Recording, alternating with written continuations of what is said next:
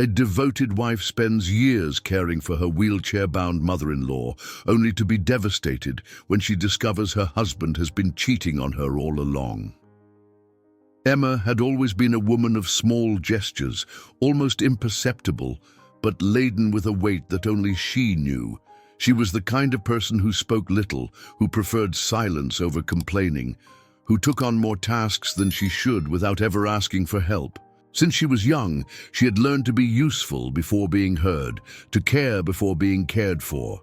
When she married Brandon, she still believed that love was made of the same substance as herself: patience, dedication, and sacrifice. She didn't expect ease nor grandeur. She expected constancy, partnership. But time revealed another truth.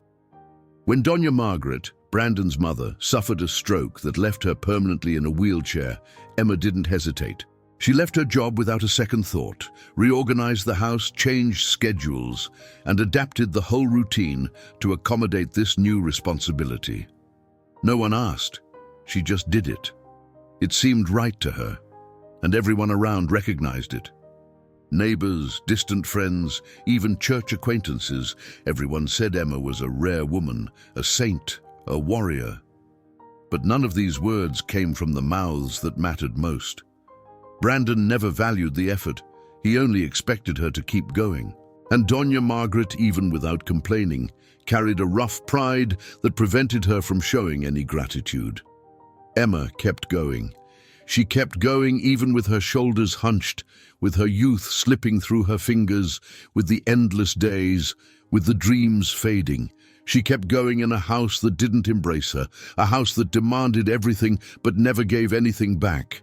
She kept going out of habit, out of fear, out of a love that might never have truly been reciprocated. Every day, she woke up to care for, feed, clean, lift the fragile body of her mother-in-law from the wheelchair, watch, silence herself, and endure. For years, Emma lived suffocated by an exhausting routine, carrying not only her mother-in-law's frail body, but also the weight of Brandon's increasingly evident coldness. The nights were solitary, the days endless. Brandon came home late, often smelling of a perfume she didn't wear, always with ready excuses, vague stories about work dinners or demanding clients. Emma suspected yes. Her instinct screamed at her. But she silenced herself in the face of doubt, preferred to stifle the suspicion rather than face the truth. She thought she was too tired to think badly of him, or perhaps she didn't want to admit what her heart already knew. That morning, like so many others, Emma woke up early, made coffee, checked Doña Margaret's medicine, and changed her mother-in-law's sheets with a delicacy that couldn't hide her exhaustion. Brandon was taking a shower in their room, and the sound of the shower echoed down the hallway. Emma was about to sit down to rest for a few minutes when she heard his phone vibrating on the table. Once, twice, 3 times. She looked, hesitant. She had never touched that phone without permission. Brandon had always been protective of his phone, keeping the screen locked, taking it to the bathroom with him, and never leaving it within anyone's reach.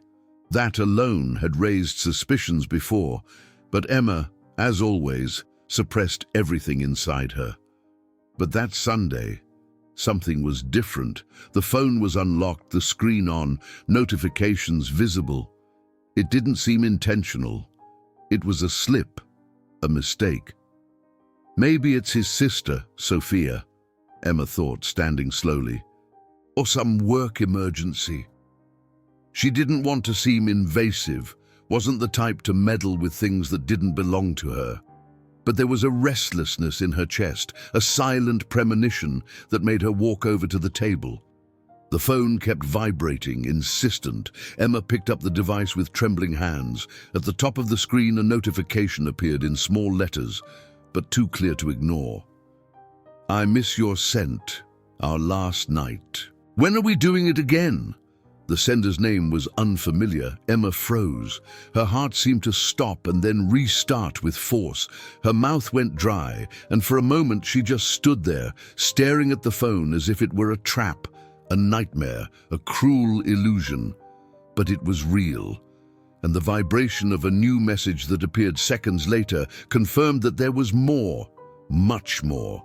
In a gesture that she didn't even understand, her fingers slid across the screen and opened the entire conversation. Emma wanted to stop, but couldn't. It was like watching a lifetime crumble before her eyes. Photos, many of them, intimate ones. Wide smiles from Brandon in places she had never been. Beaches, hotel rooms, dinners, passionate messages, declarations of love, plans for the future, all dated, all recorded over the years. Emma put her hand to her mouth, tasting the metallic shock. This wasn't a recent affair. It was a parallel life, and she wasn't part of it. The woman's name was Stephanie. Young, beautiful, full of energy, the opposite of everything Emma had been becoming. Stephanie seemed to live light, free, without the chains of someone caring for a bedridden mother-in-law or an ungrateful husband. Emma felt a strange pain. Not just from the infidelity itself, but from the clarity with which she realized she had never been included in Brandon's vision of happiness. It wasn't about a physical betrayal, it was about being erased, ignored, replaced without even being considered. In the following days, Emma stopped being herself. She walked through the house like a ghost. Her steps were the same, the routine identical, but something in her gaze had changed. Doña Margaret watched her more closely. She noticed the sharper silence, the way Emma no longer responded right away, how her eyes were always distant. And even though she didn't say anything, the old lady understood. Something was broken, and it wasn't small. Brandon, as always, pretended. He continued with his same habits. He came home late, told the same stories, said he'd had long meetings, that clients were demanding. But now Emma heard every word as though she was listening to a foreign language. The lies echoed differently. The sound of his excuses was sharper, emptier. He still held her hand in front of his sister, still smiled to keep up the image of a good husband. But Emma no longer responded with her eyes. She no longer had the strength to sustain the appearance. One night, sitting in the kitchen, Emma stared at Brandon's phone on the counter. She felt strangely calm. She thought of the other woman, of her face, of what she knew, and especially what she didn't know. And that was what motivated her decision. Without saying a word, without hesitation, Emma picked up the device and with a precise gesture searched for Stephanie's contact in the address book. She opened the conversation, read the last messages, sweet, false, and typed coldly, "Can we meet tomorrow at the cafe near the square? I need to see you. It's important." She hesitated for a few seconds, then pressed send. Stephanie responded quickly, "Of course, love. What time?" Emma typed the time and place firmly. Brandon wouldn't know. Emma wouldn't make a scene. She wanted to look into the woman's eyes. She wanted to hear from her own mouth what she knew. She wanted to understand how far the lie went. The next day, Emma arrived early at the agreed-upon location. The cafe was small, discreet, with worn wooden tables and soft lighting that made the atmosphere almost cozy. She chose a corner where she could observe the entrance without being noticed immediately. Her hands were cold, but her gaze was firm. When Stephanie entered, she looked around for Brandon with the light expression of someone expecting an ordinary meeting. She was smiling, adjusting her dress as she walked between the tables, until her eyes met Emma's. She stopped, confused. Her expression was one of surprise, not shock. She hesitated, looking around as if trying to confirm that she hadn't made a mistake. Emma raised her hand slightly, calling her with a subtle gesture. Stephanie approached cautiously, her forehead slightly furrowed, not understanding who this woman was or what was happening. "You must be Stephanie," Emma said, in a low but firm voice. Stephanie stopped in front of the table, her eyes wide. "Sorry, who are you?" "I'm Brandon's wife," Emma said, her voice steady but not aggressive as she pointed to the chair across from her. Stephanie froze, as if the ground had disappeared beneath her feet. Her face turned pale almost instantly. "What?" she murmured, swallowing hard. You're his wife?" Emma simply nodded, keeping her gaze locked on hers. Stephanie sat down slowly, not taking her eyes off Emma, as if she were still trying to process what she had just heard. "No, this can't be. He told me he was separated, that he had lived alone for years." Emma pulled her phone from her purse and, without saying anything, showed her the gallery of images. The photos of Stephanie with Brandon, smiling side by side in far-off landscapes, intimate videos, sweet messages. Then she opened her own phone's camera and showed recent photos of Brandon at home, having dinner, watching TV, playing with Doña Margaret. All in the same time frame he had said he was traveling with Stephanie. Stephanie put her hand to her mouth. "Oh my God! He lied to me all along. I swear I didn't know he was married." "Did he tell you about his mother?" Emma asked, now with a touch of pain in her voice. "He said she lived in another city, that they had no contact." Emma lowered her eyes for a moment. Then she looked back at Stephanie. "I've been taking care of his mother for years. I quit my job, I abandoned everything, and he made you believe I was nobody." Stephanie was in shock. "I'm so sorry. I don't know what to say. I swear I didn't know. If I had known, I never would have gotten involved." "I'm not here for revenge," Emma said with a sigh. "I just wanted to show you who he really is." There was a silence. Neither of them knew what to do with this. It was as though they were inside a badly written farce. Neither shouted, neither cried. They were both hurt, each in her own way, but with the same cruelty.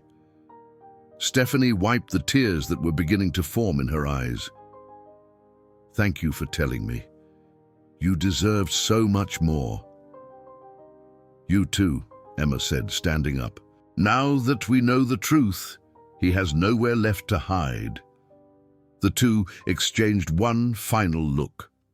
There was no malice between them, only a mutual understanding, bitter yet necessary. A silent alliance between two women who had been deceived in different ways, but with the same cruelty. Emma walked out of the cafe with firm steps. She was no longer the same woman who had entered.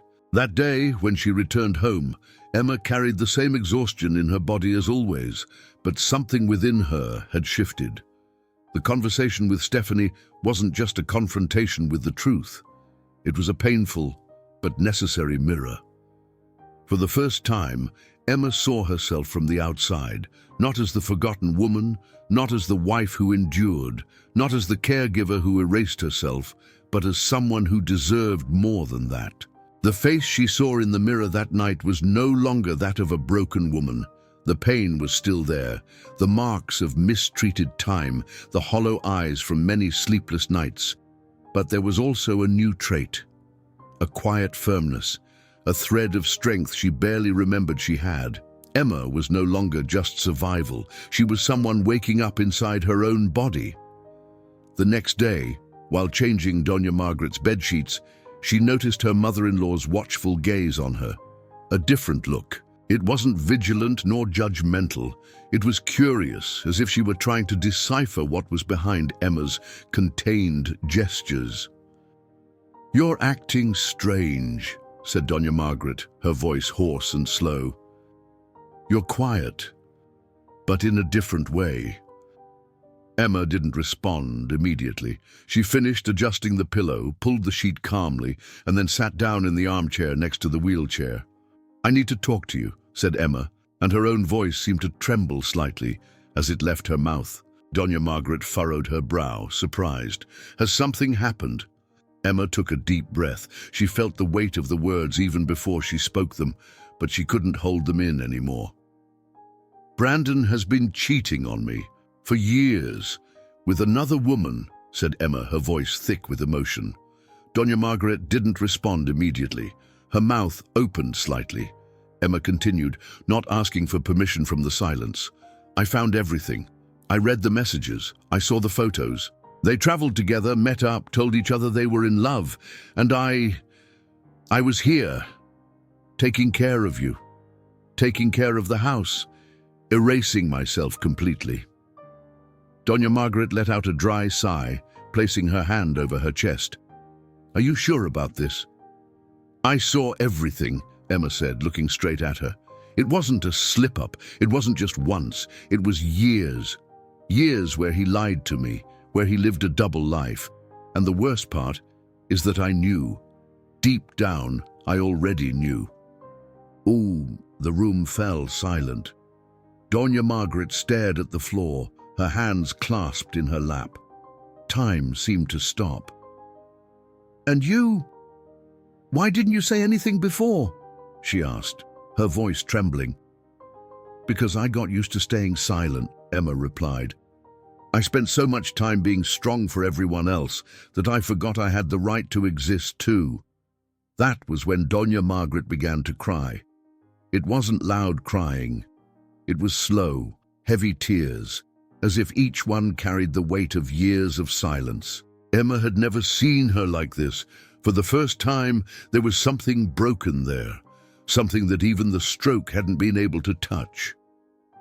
"You were more of a daughter to me than Brandon ever was a son," Doña Margaret said through her tears. "Forgive me for never thanking you, for never recognizing what you did for me." Emma lowered her head. She didn't cry, but her eyes burned. That sentence, said with such sincerity, was more valuable than all the years of unrecognized effort. "I didn't do it expecting gratitude," Emma said, "but hearing that changes everything." "And I won't stand by him," Doña Margaret continued. "He made his choice. Now, I make mine." From that day on, Emma allowed herself to step back. She still took care of her mother-in-law, but without the same blind devotion. She did what was necessary with dignity, but made it clear that her life was now different. And Brandon noticed quickly. "You're cold with me," he said one night when he saw her walk past him in the hallway. "I'm just being the way you taught me to be," Emma replied without stopping. Brandon tried to continue life as if nothing had happened. He tried to pretend Emma was just going through a rough patch, that everything would return to normal with time.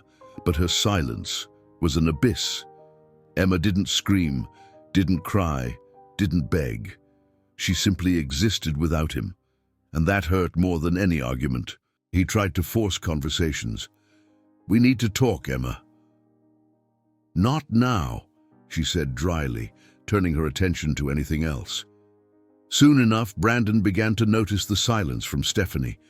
The messages he sent went unanswered. The calls went straight to voicemail. On social media, her profiles disappeared, or he had been blocked. At first, he thought it was just a phase, one of those fleeting tantrums. He tried to insist. He sent audios, short messages, even a "we need to talk" that sounded desperate. But the emptiness of the responses was what finally made him understand. Stephanie knew. And if Stephanie knew, there could only be one explanation. Emma knew too. It was the first time he felt the ground slip away beneath his feet. Emma's coldness, the distance, the silences, everything started to make sense. She knew. She had always known. She just hadn't said anything, and that destabilized him more than any scream could have. That night, Emma was washing the dishes in silence when Brandon entered the kitchen with a tense face and heavy steps. "You talked to her, didn't you?" he said directly. Emma continued washing the dishes without looking at him. "Who?" "Stephanie. You talked to her, didn't you?" "I did," she replied simply, as if confirming that the time had turned. Brandon rubbed his face with his hands. "So that's why. Why this coldness, this attitude?" "No," Emma said, rinsing a dish. "The coldness started long before Stephanie. She just showed me who you really are." He stepped forward. "I was wrong, yes, but we were already doing badly for a long time. You distanced yourself from me. The house became a hospital. There was no room for us anymore. Emma dried her hands with a towel, finally turning to face him. The house became a hospital because your mother needed it. And you were never here to carry that weight with me. Brandon tried to keep his tone calm, but there was desperation in his voice. You've always been cold, Emma. You stopped looking at me. You stopped touching me. Because I was exhausted, Brandon, she said firmly. Exhausted from pretending everything was fine. Exhausted from trying to reach you and seeing you already far away. You never forgave me for my little mistakes, he said, trying to recover some sort of argument. You always judged me? Emma stepped forward. I just stayed silent, and you mistook my silence for forgiveness. Brandon didn't respond. He just stood there, frozen, feeling the weight of those words as if they were silent blows. In the days that followed, he tried to regain control. He followed Emma around the house, started conversations, offered to help with tasks that had never interested him before. But it was useless. Emma now inhabited a place that was inaccessible to him. She was physically there, but everything about her said, not anymore. Weeks later, Sophia came to visit her mother. When she arrived, she immediately noticed the heavy atmosphere in the air. What's with the face, Emma? She asked, hugging her. Emma hesitated, but for the first time, she decided to tell everything. Your brother cheated on me for years, and I just found out. Sophia's eyes widened. You're kidding. I wish I were. Brandon, coming down the hallway, tried to intervene. Emma, you're exaggerating, and you don't understand the situation. Shut up, Brandon, Sophia said, turning to him. You cheated on her after everything she did for this house? You don't understand, Sophia, he said dramatically.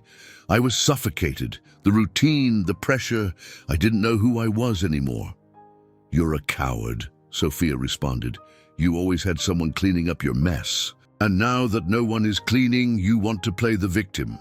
Doña Margaret, who had been listening from the living room, interrupted. Enough. Everyone fell silent. She took a deep breath and said, I'm on Emma's side.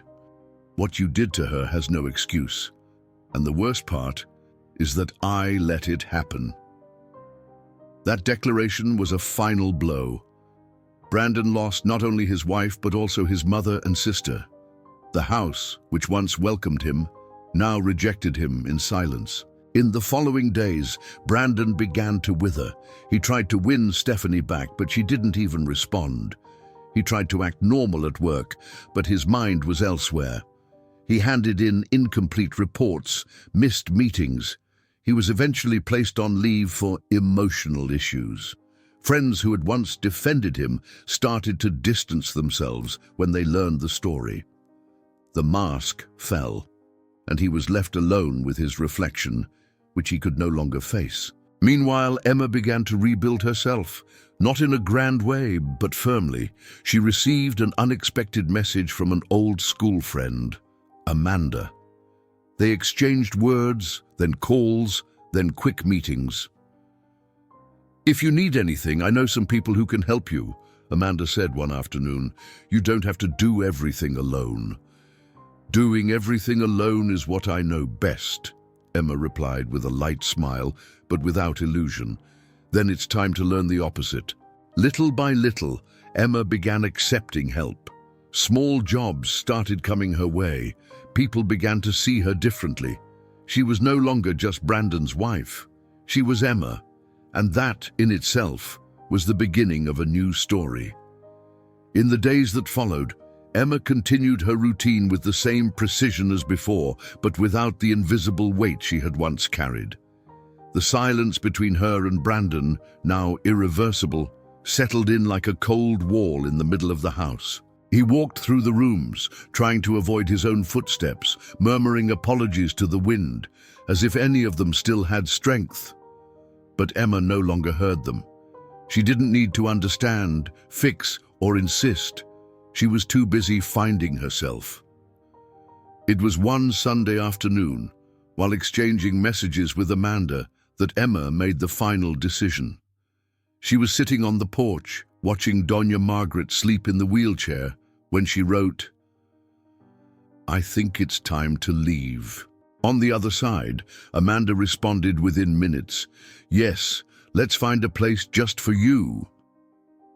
In less than 2 weeks, with her help, Emma found a small house on the outskirts. It was simple, modest, but it had wide windows and a garden that reminded her of freedom. The rent was fair. She didn't need much, just a corner where she could exist without fear, without pretense.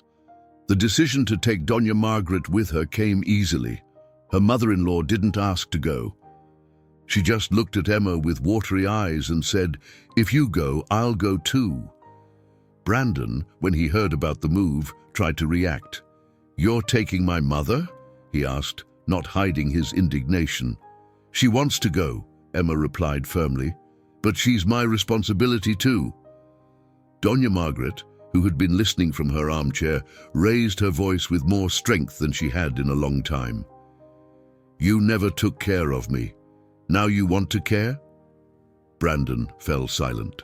The look he received from his mother was no longer one of restrained reproach, but of decision. "I don't want to live with you anymore, Brandon," she said slowly. "You threw away everything you had, and I'm tired of pretending I didn't see." On moving day, Emma packed a few bags into the car. The furniture stayed behind. She took only what was essential. Brandon watched from the window as she drove away, like someone watching a train depart, knowing there was no return ticket. When the door closed, the sound was louder than any scream Emma could have made. The new house was small, but alive. Emma arranged each corner calmly and carefully. Doña Margaret was settled into the room next door, with a direct view of the garden. For the first time, she smiled with her eyes. Emma noticed. "It looks good here, doesn't it?" she said while wiping the kitchen floor. "It feels light," Doña Margaret replied. "I never thought I'd say that."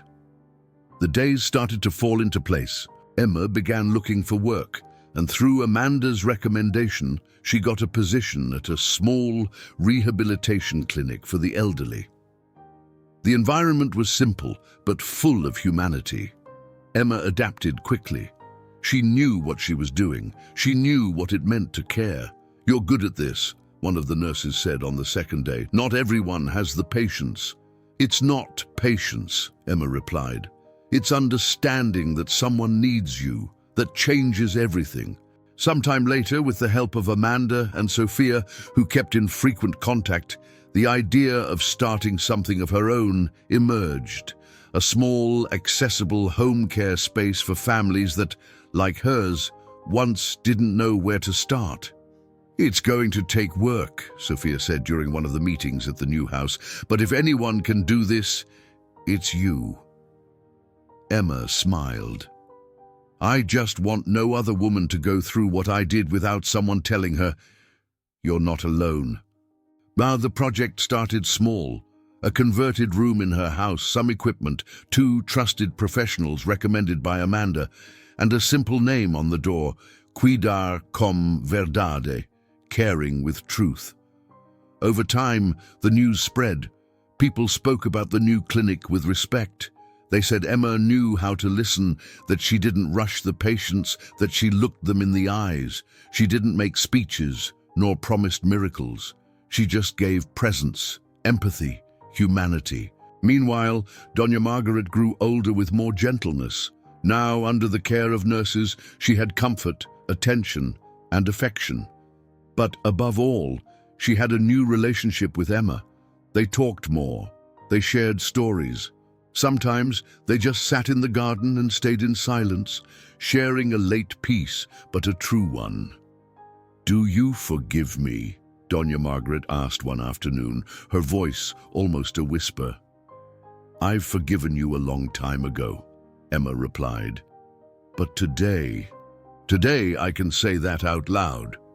Sophia became a constant presence. She helped with paperwork, patient transport, and moral support.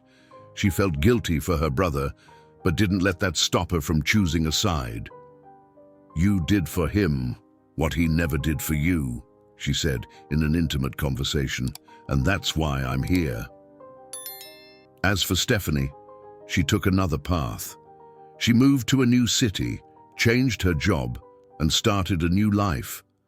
But she kept in touch with Emma. A message here and there, "How are you?" An exchange of respect and maturity. "If you need anything, I'm here," Stephanie wrote one time. "Thanks. I hope you're doing well," Emma replied. And she was, each in her own way, rebuilding her own story. Brandon, on the other hand, sank. He tried to start over, but doors kept closing. His tarnished reputation, the distance from work, the disappearance of friends. Those who had surrounded him began to vanish, not out of malice, but out of contempt. He could no longer sustain the image he had once faked so well. He tried to visit his mother once, unannounced. Emma received him at the door. "She doesn't want to see you," she said. "I just want to talk." "You should have done that earlier." He left without arguing. He knew there was no space for him anymore. Loneliness came slowly, like a stain of ink in clean water. First the nights, then the days, then the months. Sitting in his empty room, without the sound of the TV, without his mother's voice, without the smell of Emma's coffee, Brandon understood that what he lost wasn't just a marriage. He lost the last link to any dignity that still remained. Emma, meanwhile, began to live. Not grandly, not with big plans, but with freedom. She learned to sleep without the weight on her chest, to eat without guilt, to laugh without apology. She discovered that her strength wasn't in shouting, it was in remaining. She didn't need to destroy anyone to rise. She just existed. One late afternoon, sitting in the garden, watching the plants begin to bloom, Emma closed her eyes for a moment. She inhaled deeply. It wasn't victory she felt.